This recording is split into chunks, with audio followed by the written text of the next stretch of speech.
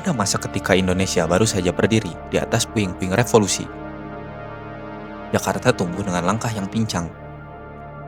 Kota itu berdebu, padat, dan belum sepenuhnya sembuh dari luka kolonial.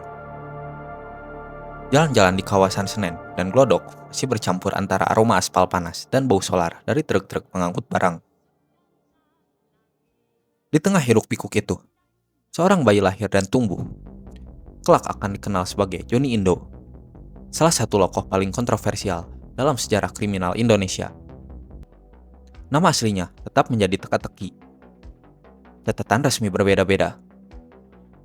Sebagian menyebutnya Johnny Indo sejak lahir. Sebagian lain menganggap nama itu julukan yang ia ciptakan sendiri di kemudian hari, sebagai identitas baru yang terdengar modern dan juga berkelas. Ia lahir sekitar tahun 1940-an, di sebuah masa yang serba tidak pasti. Indonesia baru saja merdeka, tapi kemerdekaan itu masih jauh dari kesejahteraan. Di kota-kota besar, timpangan ekonomi mencolok. Ada pejabat dan juga pedagang kaya, tapi lebih banyak buruh dan pengangguran yang hidup di pinggiran yang kumuh. Di sanalah Johnny kecil tumbuh, di antara keringat, debu, dan keinginan untuk tidak selamanya menjadi penonton dalam hidup. Menurut beberapa sumber, ayahnya dikabarkan adalah seorang pekerja kasar yang berpindah-pindah, sedangkan ibunya adalah seorang ibu rumah tangga biasa. Mereka bukan keluarga terdidik, tapi Johnny dikenal cerdas dan juga cepat menangkap pelajaran. Ia tidak menamatkan sekolah menengah karena faktor ekonomi keluarga yang tidak memungkinkan. Ketika remaja lain masih bisa bermain bola di lapangan, Johnny sudah bekerja membantu ayahnya mengangkat barang di pelabuhan Tanjung Priuk. Disitulah ia mengenal dunia keras, di mana otot, intuisi, dan kemampuan membaca situasi lebih berharga daripada ijazah. Dari pelabuhan itu pula, Johnny belajar banyak hal. Ia melihat kapal datang dari luar negeri, membawa barang-barang mewah, tekstil, elektronik, bahkan emas. Tapi di sisi yang lain, ia juga melihat pelaut dan buruh yang gajinya tidak cukup untuk makan layak. Ketimpangan itu menanamkan rasa tidak adil yang membekas dalam pikirannya. Ia sering bertanya kepada dirinya sendiri, mengapa dunia begitu timpang? Mengapa sebagian orang bisa hidup berlimpah, sementara sebagian lainnya hanya menjadi penonton? Pertanyaan-pertanyaan itu tidak dijawab oleh sekolah, agama, atau pemerintah. Ia menemukan jawabannya sendiri. Dunia ini bukan soal siapa yang benar, tapi soal siapa yang berani mengambil. Pada akhir tahun 1960-an, ketika usia Johnny baru menginjak usia 20 tahunan, Jakarta berubah menjadi arena politik yang bising. Gerakan mahasiswa, pergantian rezim, dan lahirnya Orde Baru menciptakan suasana ketidakpastian baru. Pemerintah menjanjikan stabilitas, tapi di lapangan, orang kecil masih berjuang sendirian. Di tengah situasi itu, Johnny mencoba mencari jalan hidup yang lain. Ia bekerja serabutan, dari mulai menjadi sopir, kuli bangunan, dan penjual kecil. Namun dalam setiap pekerjaan, ia merasa ditindas. Ia melihat sistem yang menutup jalan bagi orang yang tanpa koneksi. Ia mulai menyadari bahwa kerja keras tidak selalu membawa hasil, dan bahwa hukum seringkali berpihak pada mereka yang punya uang saja. Pelan-pelan, ia masuk ke dunia malam di Jakarta. Awalnya hanya nongkrong dengan teman-teman di pelabuhan, mendengar cerita-cerita tentang bisnis gelap, penyelundupan, dan perdagangan barang curian. Tapi di sana, ia mulai memahami logika ekonomi bawah tanah. Siapa yang mengatur, siapa yang diatur, dan bagaimana uang berpindah di luar jalur resmi. Ia belajar dengan diam, tidak seperti preman yang banyak bicara. Ia memperhatikan pola, menunggu kesempatan. Orang-orang yang mengenalnya di masa itu sering menyebutnya tenang, rapi dalam berpakaian, dan tidak pernah mabuk. Kalau Johnny datang, suasana menjadi serius, ujar bekas seorang supir pelabuhan dalam sebuah wawancara lama. Dia tidak banyak bicara, Tapi semua orang tahu dia punya rencana di kepalanya. Lingkungan Jakarta pada masa itu memang subur bagi figur-figur seperti Joni. Timpangan sosial melahirkan kriminalitas, tapi juga semacam romantisme. Masyarakat yang tertindas sedang mengagumi orang yang berani melawan sistem, meski lewat jalan yang salah. Di bioskop-bioskop, film-film asing tentang gangster dan juga pemberontak beredar luas. Dari Scarface hingga film Cowboy, Joni menontonnya. Dan di sana, ia melihat citra laki-laki yang menentukan nasibnya sendiri. Melawan hukum demi kebebasan. Ia terpesona, bukan pada kekerasan, tapi pada keberanian menentang otoritas. Dari sanalah terbentuk citra diri yang kelak akan ia pertahankan, yaitu seorang penjahat yang berprinsip. Namun Joni tidak serta-merta menjadi seorang kriminal. Sebelum terjun sepenuhnya, ia sempat mencoba hidup dengan normal. Ia membuka sebuah usaha kecil, yaitu menjual barang bekas, dan pernah bekerja sebagai supir pribadi seorang pengusaha. Tapi seperti banyak kisah orang kecil di kota besar, kejujuran seringkali kalah cepat dengan kelicikan. Ia ditipu, tidak dibayar, bahkan sempat dijebak dalam kasus yang bukan kesalahannya. Sejak saat itu, ia memutuskan berhenti bermain di aturan orang lain. Ia mulai bergaul dengan jaringan gelap, bukan preman pasar, melainkan orang-orang yang terhubung dengan perdagangan ilegal dan juga penyelundupan. Di awal tahun 1970-an, Joni mulai dikenal di kalangan bawah kota sebagai sosok yang berani tapi dingin. Ia bukan seorang pemeras atau penjudi, tapi seorang otak perencana. Ia mengatur jalannya barang curian dari pelabuhan, memastikan semuanya lancar tanpa kekerasan berlebihan. Ia tahu kapan harus membayar aparat dan kapan harus diam. Dalam lingkungan yang serba abu-abu itu, reputasi seperti itu membuatnya cepat naik.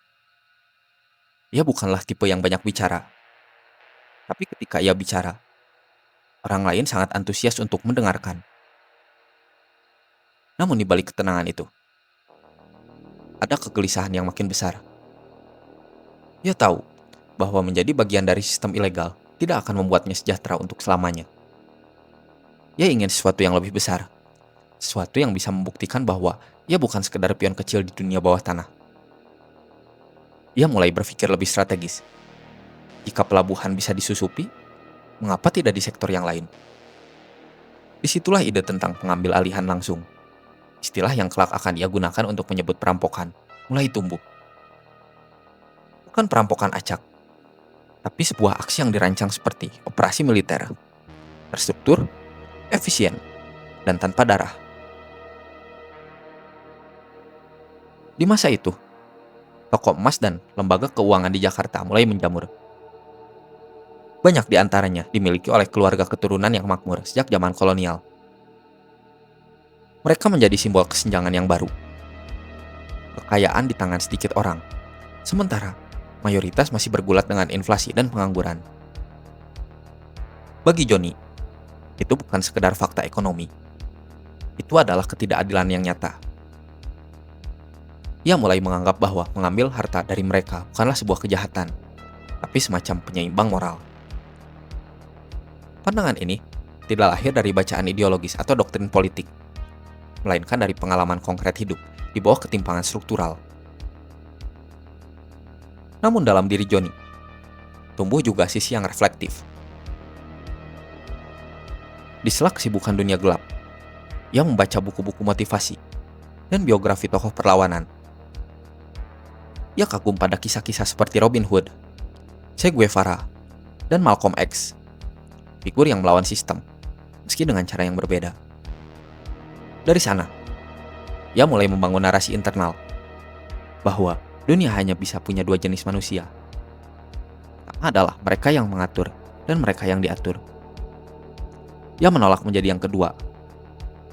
Filsafat sederhana itu menjadi pondasi moral dari semua tindakannya di kemudian hari. Sekitar tahun 1975, Joni mulai menarik perhatian dari aparat. Ia beberapa kali diamati terlibat tempat yang sama dalam seminggu. Dalam dunia kejahatan yang penuh pengkhianatan, kemampuan membaca situasi seperti itu membuatnya selamat. Tapi di saat yang sama, ia mulai memikirkan langkah berikutnya, yaitu mengorganisir aksi-aksi besar dengan kelompok kecil yang benar-benar bisa ia percaya. Perlahan, lingkaran itu terbentuk. Isinya bukan orang-orang bengis, tapi individu dengan kemampuan khusus. Ada mantan sopir truk yang hafal jalur distribusi emas. Ada bekas satpam toko. Bahkan ada mantan prajurit yang pernah dipecat karena indisipliner. Johnny mengumpulkan mereka bukan untuk menjadi sebuah geng, melainkan tim. Ia melatih dengan disiplin tentang bagaimana caranya memantau target, bagaimana menjaga kerahasiaan, dan bagaimana menghindari kekerasan yang tidak perlu. Ia menanamkan aturan keras. Tidak ada alkohol sebelum aksi. Tidak ada senjata digunakan kecuali benar-benar darurat. Dan tidak ada yang menyakiti warga kecil. Baginya, kejahatan harus dijalankan dengan etika. Dari titik inilah, benih legenda mulai tumbuh. Mereka memulai aksi-aksi kecil. Mengambil perhiasan dari pemasok yang menimbun barang curian. Mengatur pemalakan di pelabuhan dengan cara yang bersih. Tapi seiring waktu, Johnny menyadari potensi yang lebih besar di toko-toko emas pusat kota. Ia tahu jalur distribusi, tahu siapa pemiliknya, dan tahu kapan waktu sepi penjagaan. Ia mulai merancang sesuatu yang lebih besar, sesuatu yang bisa menegaskan posisinya sebagai otak operasi. Namun sebelum sampai ke sana, ia masih berhadapan dengan satu hal. Hidupnya sendiri yang mulai berjarak dari nilai moral awal. Dalam diam, Johnny mulai mengalami konflik batin. Dia tahu apa yang akan dia lakukan adalah salah. Tapi dia merasa sistem lebih salah. Dia masih rajin ke tempat ibadah, masih menghormati orang tua, dan juga masih membantu tetangganya yang miskin. Namun setiap kali melihat etalase emas di kota, pikirannya kembali tergoda. Ia merasa punya hak moral untuk mengambil sebagian dari kekayaan itu. Dalam pikirannya, ia bukan perampok. Ia hanya menagih keadilan yang tidak pernah diberikan. Menjelang akhir tahun 1970-an, Johnny sudah sepenuhnya meninggalkan kehidupan resmi. Ia hidup berpindah-pindah, kadang di rumah sewaan, kadang di kontrakan sederhana yang ia gunakan sebagai markas perencanaan. Di sana, ia menyimpan peta, catatan, dan juga foto-foto toko emas yang diamati selama berminggu-minggu. Ia mulai mempelajari sistem keamanan, jadwal patroli polisi, hingga rute pelarian tercepat. Semua dicatat dengan teliti seperti seorang perwira lapangan. Ia bukan lagi buruh pelabuhan yang pasrah pada nasib. Ia menjelma menjadi arsitek dari sebuah jaringan kejahatan yang sangat disiplin dan juga terorganisir. Namun menariknya, hingga di titik ini, Johnny belum dikenal publik.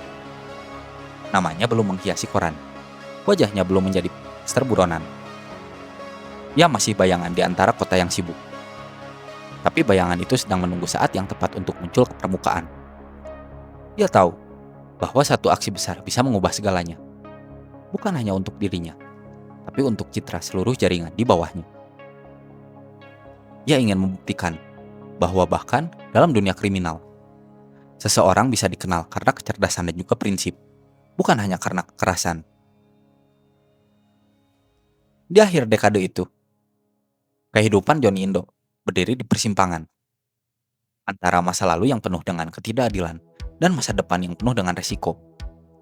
Dia sudah melewati masa remaja miskin, dunia kerja yang menipu, hingga dunia pelabuhan yang korup. Sekarang, ia memegang kendali atas takdirnya sendiri. Dan dari persimpangan inilah, cerita besar yang kelak mengguncang Jakarta akan dimulai.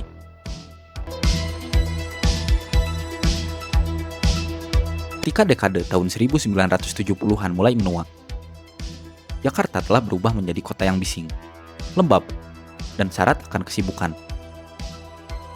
Lampu neon toko emas menyala di sepanjang jalan Hayam Wuruk dan Glodok, seolah menjadi lambang kemakmuran kelas menengah baru yang lahir dari program pembangunan Orde Baru. Tapi di balik etalase itu, ada mata-mata yang mengamati dengan diam. Seorang pria dengan rambut hitam tersisir rapi, tatapan dingin, dan langkah yang tenang. Johnny Indo. Ia bukan sekedar penjahat yang mencari keuntungan. Ia menyiapkan setiap aksi seperti seorang arsitek, menyusun rencana bangunan. Dan tahun-tahun berikutnya akan mencatat namanya dalam sejarah kriminal Indonesia sebagai salah satu otak perampokan yang paling berani dan sistematis di masa itu. Awal tahun 1978 menjadi titik balik. Johnny telah mengumpulkan sejumlah orang yang punya kemampuan berbeda-beda.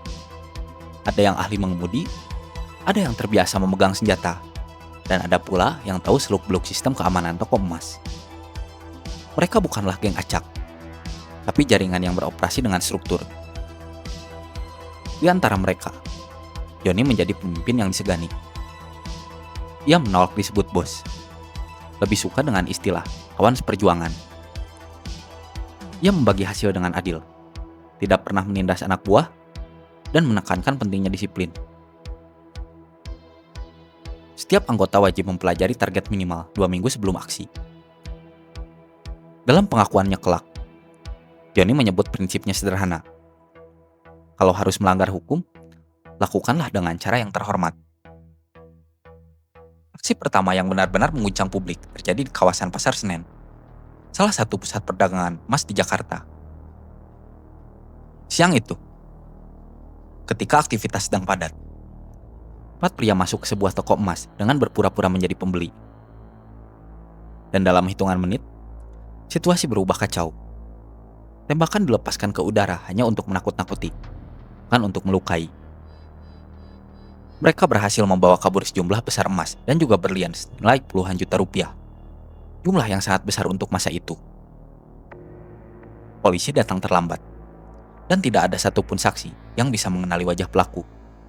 Karena semuanya menggunakan kacamata hitam, rapi berpakaian, dan beraksi dengan cepat. Media menyebut mereka dengan komplotan yang elegan. Selama berminggu-minggu, polisi tidak punya jejak. Tapi di dunia bawah tanah, nama Johnny mulai bergaung. Ia bukan lagi figur bayangan. Ia adalah legenda yang sedang tumbuh. Orang-orang membicarakannya dengan kagum, seolah ia berhasil mempermalukan sistem keamanan modern yang diagungkan oleh kaum Orde Baru. Tapi bagi Johnny sendiri, itu bukan soal pamer keberanian.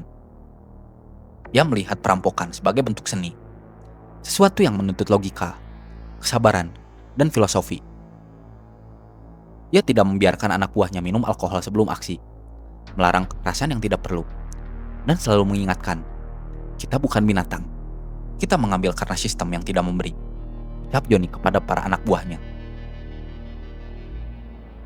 Setelah keberhasilan pertama itu, jaringan Johnny memperluas operasinya ke beberapa kota besar, Bandung, Semarang, dan bahkan juga Surabaya.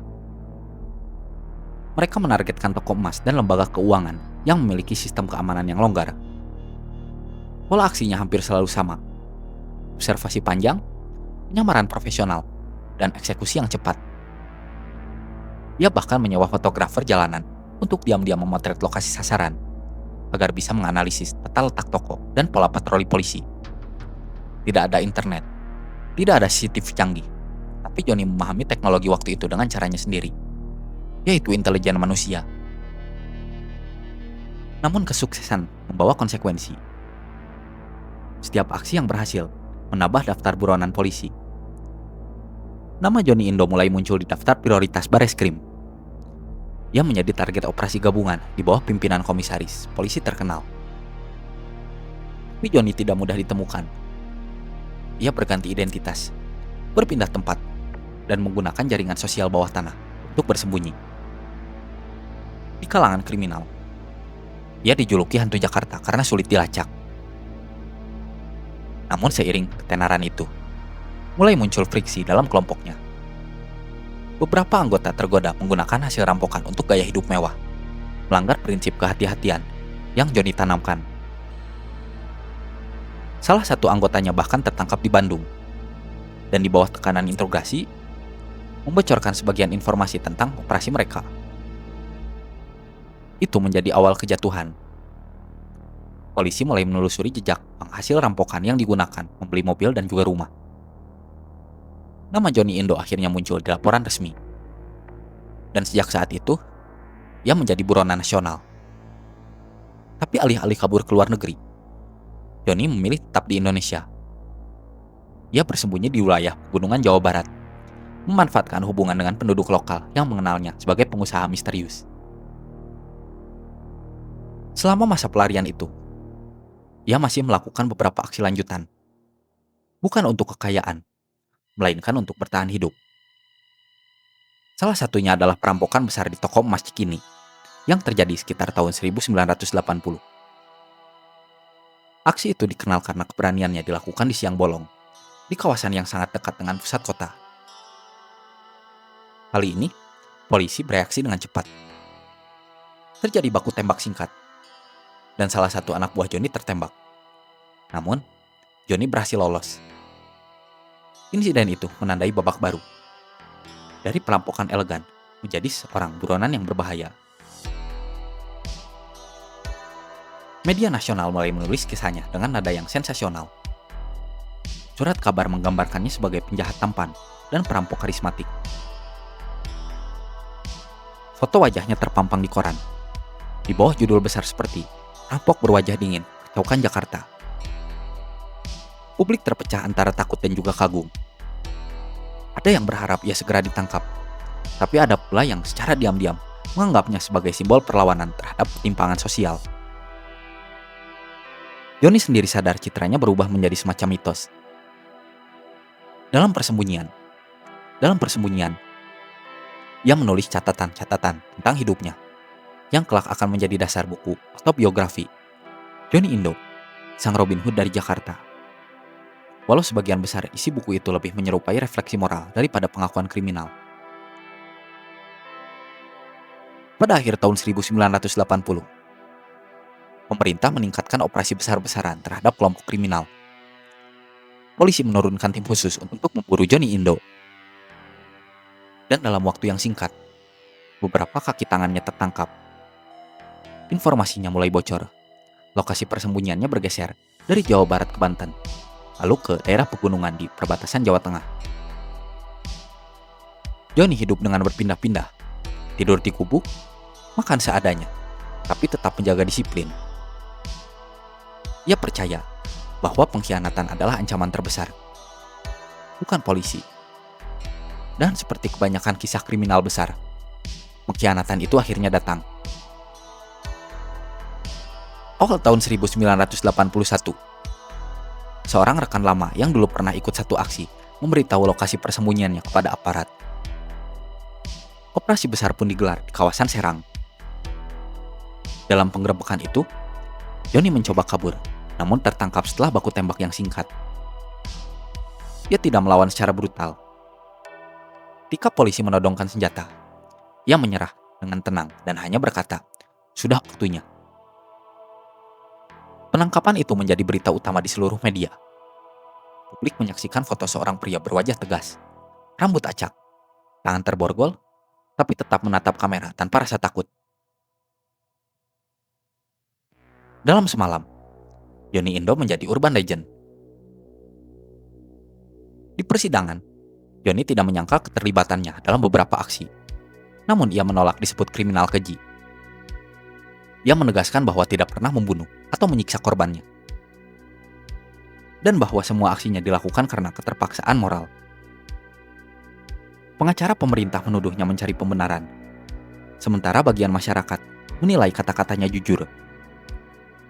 Ia dijatuhi hukuman panjang, lebih dari 14 tahun penjara di Nusa Kambangan, pulau penjara yang terkenal keras. Tapi di sanalah, justru babak yang paling menegangkan dari kisahnya dimulai. Nusa Kambangan di awal tahun 1980-an adalah dunia lain. Dikelilingi laut, diawasi dengan ketat, dan dihuni oleh para narapidana kelas berat. Tapi Johnny cepat menyesuaikan diri. Ia tidak membuat keributan. Justru, ia disegani oleh sesama narapidana. Dalam waktu yang singkat, ia menjadi semacam tokoh informal yang sering diminta menyelesaikan konflik antar napi. Ia mengajar membaca, menulis, bahkan agama. Namun di balik ketenangan itu, ia menyimpan rencana yang lebih besar, kabur dari lapas Nusa Kambangan. Keinginan untuk melarikan diri bukan semata karena takut pada hukuman, tapi karena ia menolak dikurung oleh sistem yang menurutnya tidak adil. Ia menganggap penjara sebagai simbol kekuasaan negara yang menindas kebebasan berpikir. Rencana pelarian itu disusun dengan sangat detail. Ia mengamati jadwal patroli, arah angin laut, dan jarak antara pos penjaga dengan tepi pantai. Dalam beberapa bulan, ia berhasil merekrut sejumlah napi yang memiliki keberanian dan juga keahlian. Dari tukang kayu hingga mantan nelayan. Mereka berencana menyeberangi lautan menggunakan perahu rakit-rakitan dari drum minyak dan papan bekas. Pada bulan Desember tahun 1981, rencana itu dijalankan. Malam gelap, angin kencang dan penjagaan yang longgar menjadi kesempatan. Sekitar 10 narapidana, termasuk Joni, berhasil keluar dari sel mereka dan menuju pantai. Dengan perlengkapan seadanya, mereka mendorong perahu kecil buat tantangan ke laut.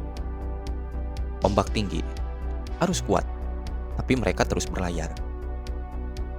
Tujuan mereka bukan daratan Jawa, melainkan Pulau Nusa Kambangan bagian barat, untuk kemudian menyeberang menuju Cilacap. Dalam perjalanan itu, beberapa rekannya terseret ombak. Joni tetap memimpin, meski tubuhnya diguyur hujan dan asin air laut. Pelarian itu menjadi berita besar nasional. Media menyebutnya pelarian spektakuler Joni Indo. Polisi dan militer dikerahkan untuk mencari para napi yang kabur. Setelah beberapa hari bersembunyi di hutan dan pantai, sebagian kelompok tertangkap kembali. Namun Joni dan beberapa orang berhasil lolos lebih jauh. Mereka berjalan kaki menembus pedalaman, menumpang perahu nelayan, hingga akhirnya tiba di wilayah Jawa Barat. Tapi kebebasan itu tidak bertahan lama. Beberapa minggu kemudian, informasi tentang keberadaannya kembali bocor.